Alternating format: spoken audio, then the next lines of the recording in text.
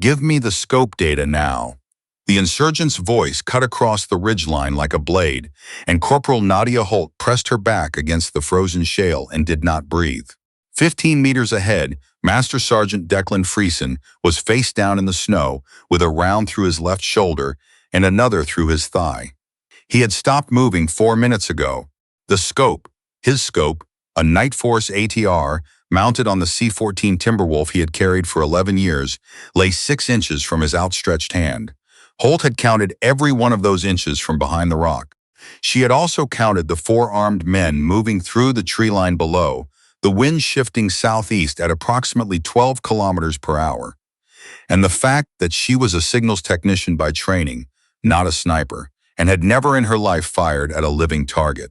She had, however, spent 3 years before enlisting as a competitive long-range shooter in the civilian circuit out of Red Deer, Alberta. Nobody in her unit knew that. It had never come up. It was coming up now.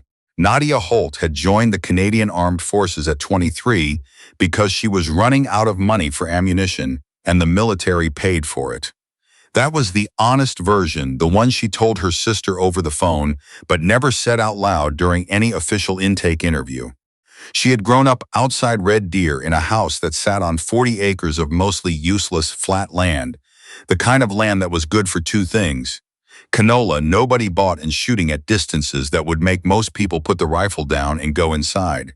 Her father had been a competitive shooter, his father before him, and Nadia had picked up the habit the way other kids pick up hockey, young enough that it stopped feeling like a skill and started feeling like breathing. She could calculate wind drift in her head faster than most people could punch it into a ballistic calculator. She understood the Coriolis effect at distance in a way that was less academic and more intuitive, the way a musician understands tempo without counting beats. She had placed top 3 in the Dominion Long Range Championship 2 years running, shooting at targets 900 meters out on a gusty afternoon in Saskatchewan, and the only reason she hadn't won the 3rd year was that she had been sitting in an RCMP waiting room dealing with a citation she would prefer not to discuss. None of that was on her military file. Her military file said, signals technician, competent, reliable, good with equipment. Not a discipline problem, exactly, but occasionally too direct in how she expressed her opinions to people who outranked her. Master Sergeant Friesen had read that file before she was assigned to his patrol in the Kandahar district, and he had made a comment about it that she found neither witty nor original. She had not responded, which he seemed to interpret as submission, and she understood as patience. He was, in nearly every other respect, an excellent soldier. She had watched him for 7 months and formed that opinion carefully, because she did not form opinions about people quickly. He moved through terrain the way she moved through mathematical problems, efficiently, without wasted motion, with a clear understanding of where every step was going before he took it. He knew his men. He knew the ground. He had a particular way of going quiet when a situation was about to go bad, a slight shift in how he held his head, and the people around him had learned to read it like a weather system. She had learned to read it too, even though she was signals, even though she was not formally part of his fire team. On a patrol this small, out this far from the forward operating base, everyone was part of everything. She had seen his head shift 3 seconds before the first shot. The patrol had 6 people when it left the FAB at 0400. By the time the sun had cleared the ridge to the east, it had 5, because Private Dumas had gone down in the first contact, and they had left him with Corporal Stein at the casualty collection, 0.2 kilometers back, which meant that the remaining 4, Friesen, Holt, Lance Corporal Tran, and Private Beaulieu, had pushed forward into terrain that the intelligence briefing had described as likely clear, with the particular confidence that intelligence briefings sometimes have right before they are proven wrong. The ambush came from 3 directions, which Holt registered in approximately the same moment Friesen went down. Tran was returning fire from behind a boulder 40 meters to her left. She could not see Beaulieu and made herself stop looking, because looking for someone she could not immediately help was a way of dying without making it count. Friesen was still alive. She could see his chest moving, shallow but moving. The 4 insurgents in the tree line were not yet aware of exactly where she was. She had been a step behind the patrol when the contact started, checking a signals relay unit she'd been carrying all morning, and she had gone to ground fast and stayed there. In another context, this might have been called luck. Holt preferred to think of it as not being in a hurry. She looked at the rifle. The Timberwolf was Canada's standard long-range sniper system, chambered in .338 Lapua Magnum, and she had never fired one. She had fired .338 before, on a commercial rifle at a private range in Lethbridge, and the ballistics were similar enough that she could make useful calculations. The scope was a variable power optic, currently set to something she'd have to adjust. The wind had shifted again. She felt it on the left side of her face, coming more northerly now, maybe 15 kilometers per hour, maybe a degree or two off. The target distance to the tree line was approximately 430 meters, which at this caliber was not a long shot. Under normal conditions, she could make that shot asleep. These were not normal conditions. The ground between her and Friesen was approximately 15 meters of open scree with no meaningful cover, which meant reaching the rifle required either waiting for suppression she did not currently have, or moving fast enough that the probability of being hit before she reached him was, in her estimate, somewhere around 35 to 40%. She had never been formally trained in combat probability assessment. She had worked it out herself over the past 7 months by watching Friesen and asking questions he answered with varying degrees of patience. She thought about 35 to 40% for roughly 2 seconds. Then she moved. She did not remember crossing the open ground the way she would have expected to. She remembered the sound of rounds striking the shale behind her. 2 distinct impacts, both high and to the right, which told her the shooter in the tree line had poor lead estimation on a moving target. She remembered the cold of the snow on her hands when she went flat beside Friesen. She remembered his eyes opening when she grabbed the rifle, and the look on his face, which was not what she expected. He did not look surprised. He looked like a man doing a very fast calculation. "Holt," he said. His voice was remarkably steady for someone losing blood at the rate he was losing it. "Tell me you can shoot." "Yes," she said, which was the shortest accurate answer. He closed his eyes. "Then shoot." She did not ask him what settings the scope was on. She checked them herself. He had it dialed for 500 meters, and she brought it down to 430 and adjusted the windage 2 clicks right for what she estimated the current drift to be. These were approximations. Approximations at this range, with this caliber, with good technique, were sufficient. She settled into position behind the rifle in a way that took less than 3 seconds and felt like coming home. The first shooter was partially obscured behind a spruce tree, visible from the left shoulder to the edge of his torso. 428 meters, Holt calculated. She had revised her estimate after covering the ground. Wind was holding north-northwest. The round would drift approximately 4 centimeters to the right at this distance with this load. She adjusted her point of aim accordingly and did not think about the fact that the thing she was aiming at was a person, because that was a thought she could have later, and the thing she needed now was the mathematics. She broke the trigger cleanly. The sound of the shot was enormous in the mountain silence, and then immediately gone, the way large sounds are, swallowed by the landscape before they finish happening. She had already cycled the bolt and was reacquiring before the echo cleared. The second shot came from a different position in the tree line. She had to track it, and tracking meant moving the rifle, and moving the rifle meant the muzzle flash from her first shot had given her position away.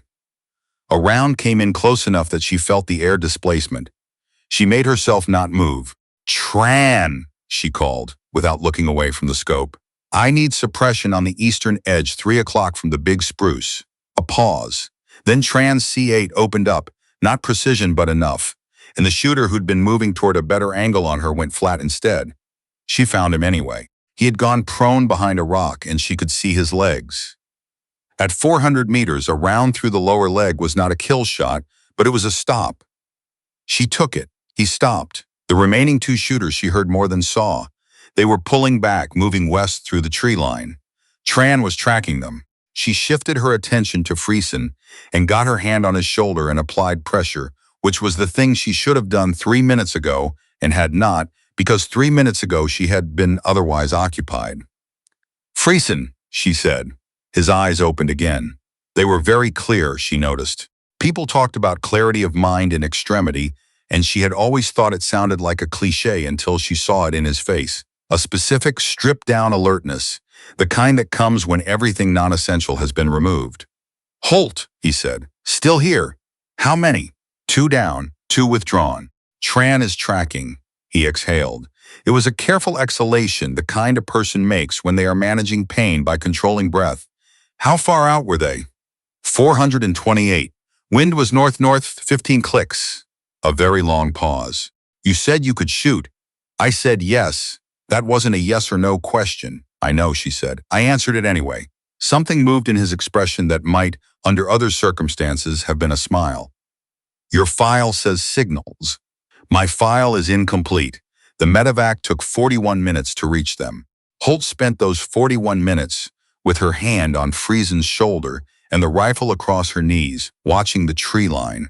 Beaulieu emerged from behind a boulder to the south at minute 12, having gone to ground when Tran's position was compromised, and stayed there in a disciplined and correct decision that she made a note to say explicitly, because Beaulieu was 22 and good at things he didn't know yet that he was good at. Tran came back at minute 19 with news about the 2 withdrawn shooters that Holt recorded in her signals log with the same careful notation she used for everything, because the record was the record, and her handwriting didn't change based on how she felt. She felt quite a lot. She simply did not let it change her handwriting. The debrief happened at Kandahar Airfield, in a room that smelled of burnt coffee and someone else's stress, across a table from a lieutenant colonel named Bergeron, who had the particular quality of attention that senior officers sometimes have, the kind that costs them something to maintain, that is not performing interest but actually paying it. He had read the incident report. He had also, apparently, looked up her civilian shooting record, which she had not expected, and which informed her that someone in this building was more thorough than the intake process suggested. "Red Deer," he said. "Yes, sir. Dominion Championship. 2 placements, 3 times in the top 3, missed the win the 3rd year." She paused. "Scheduling conflict."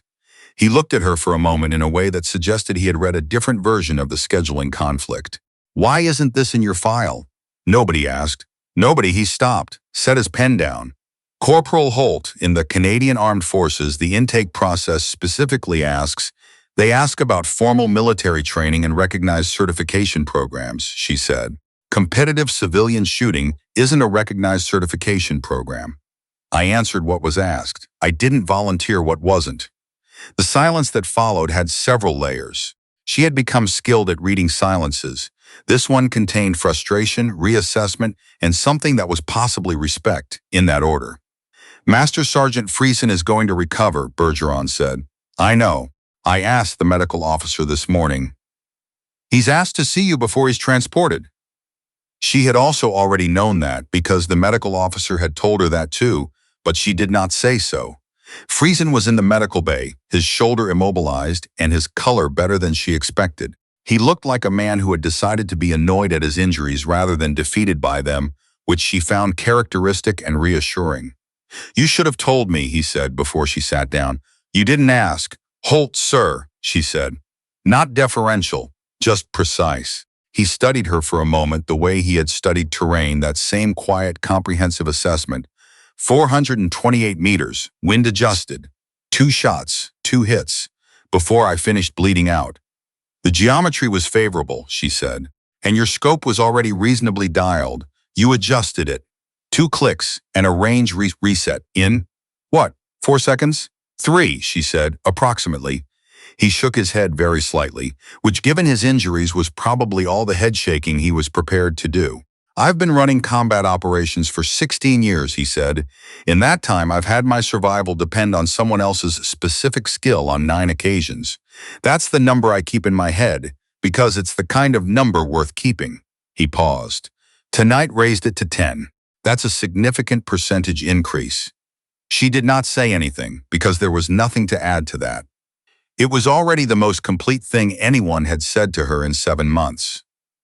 Bergeron wants to talk to you about sniper qualification, Friesen said. He mentioned he might. It's not a small thing. It changes your role, your file, what you get sent into. He looked at her carefully. What you have to carry. Nadia thought about the tree line, the spruce tree, the shoulder she had aimed at, and the legs she had aimed at, and the fact that both of those shots had connected in a way that was mathematically precise and humanly enormous. She thought about the 41 minutes with her hand on his shoulder and the rifle across her knees, and the way she had kept her handwriting unchanged, and what it had cost her to do that. I know, she said. Do you?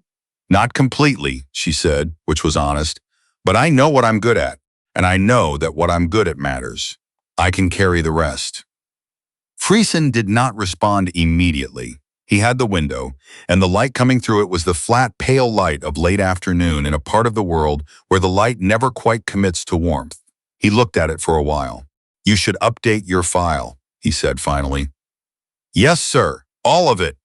Yes, sir. She stood to leave. At the door she stopped because there was one thing she had not said and she was not certain she should say it, but the 41 minutes had changed her calculation on what she owed the truth.